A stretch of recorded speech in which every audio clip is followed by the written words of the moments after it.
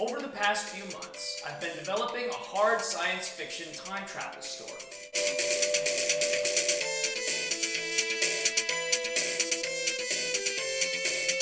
Ever since I was young, I've always loved Back to the Future. But it's very unrealistic, and yeah, it's a sci-fi comedy, what do you expect, right? And that's how most science fiction time travel stories are, though, is they're very unrealistic. They don't use any kind of science behind what's going on. Probably because we have no real proven scientific evidence of time travel backwards. But some theories thrown in there would be nice, some realistic theories at least. And so that's kind of what I went about to go do. There still obviously has to be some form of pseudoscience mixed in with the story, of course. That's how it works, because we haven't proven anything. But a more realistic look at time travel, for example, Planet of the Apes, the first one at least, is what I was kind of inspired by as well. I really like how they used Einstein's theory of relativity to explain why they're able to accelerate forward in time relative to people on Earth. Kind of took Einstein's theory of relativity and walked through it logically.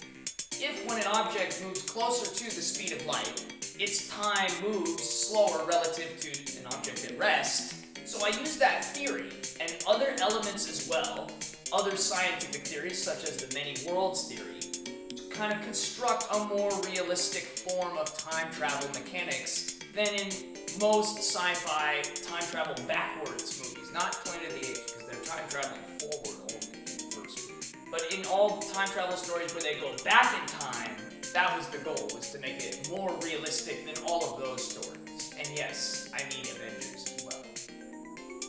There's no stones involved. So you're probably saying, okay, well that's all fine and good, right? But what about paradoxes? How do you explain those? So how my mechanics work are when an object breaks the speed of light, it then travels into a hyperspace, which is also part of string theory. And in this hyperspace, it is able to travel backwards in time. During this time, the craft is then separated into two dimensions. This is where the many worlds theory comes into play.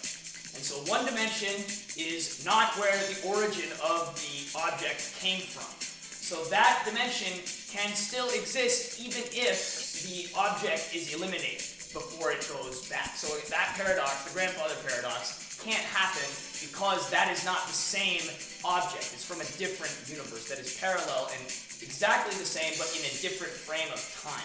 In the many worlds interpretation, there are infinite dimensions for infinite possibilities. And so in my story, there are infinite dimensions, one a Planck time behind the other.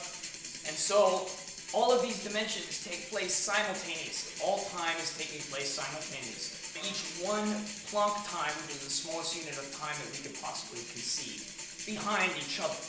And navigating these different time frames is where the hyperspace comes into play. And depending on how far and at what velocity you traveled in the hyperspace, depends on where and what time frame you end up in. So here we have a more detailed character design. It's more detailed than in the comic or in an animation that I would make with these characters. And as you can see, our main secondary character here is Einstein. He's drawn and labeled.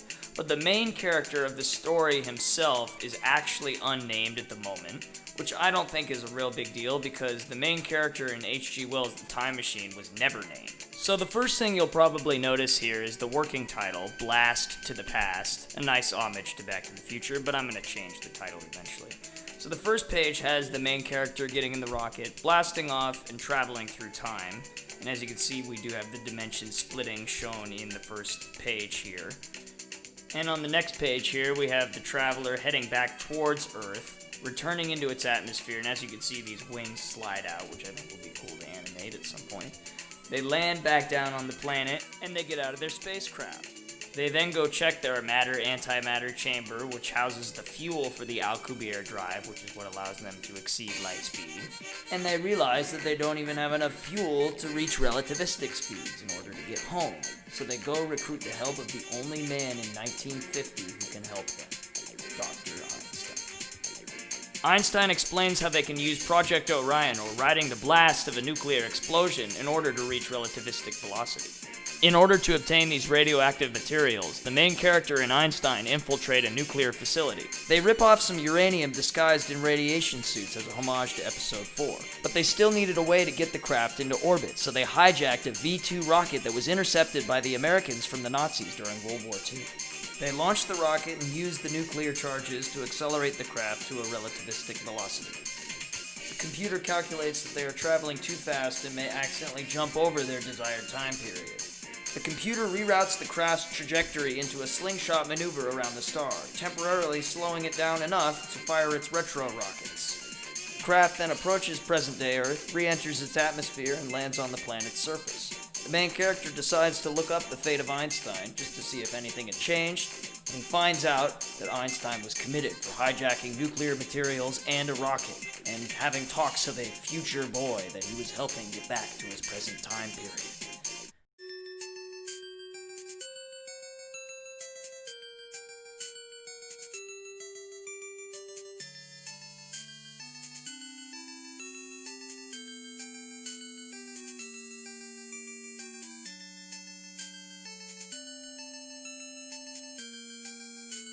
In this nuclear power plant, I can steal some uranium in order to get back to my proper time period. Damn, we needed his suit as a disguise. Hey you, you're not authorized to be here. Yeah, get back here. Oh, hey, how's it?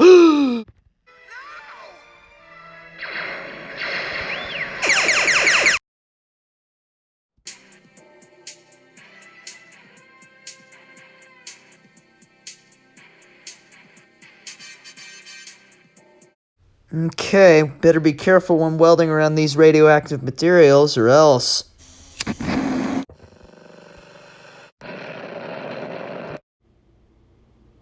That is not what would happen at all.